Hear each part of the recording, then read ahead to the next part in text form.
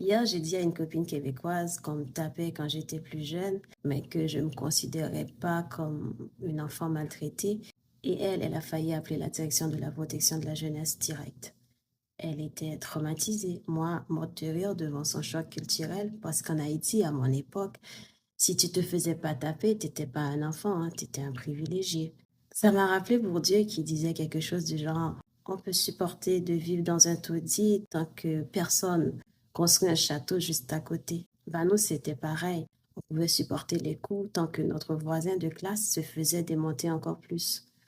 Moi, j'étais carrément la princesse du quartier parce que je me faisais pas assez taper. Imagine le délire. Tu fais un doigt d'honneur à la bonne sœur du catéchisme et les autres enfants. Quoi? Dites-le serment?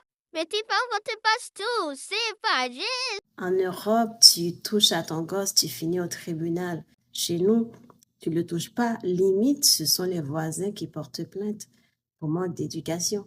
Aujourd'hui, si je voyais quelqu'un lever la main sur mes neveux et nièces, je trouverais ça atroce. Loin de moi l'idée de glorifier ces méthodes archaïques, mais à l'époque, les adultes savaient pas mieux.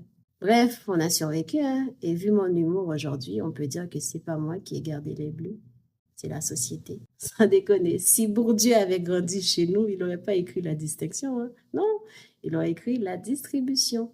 Distribution de baffes. Et moi, j'étais dans la classe favorisée. J'avais juste un petit quota mensuel. Sérieusement, les baffes, c'était le compte bancaire des enfants haïtiens. Plus t'en recevais, plus t'étais considéré comme riche en éducation. Et moi, comme d'hab, j'étais à la ramasse. Je traîne encore un découvert pédagogique.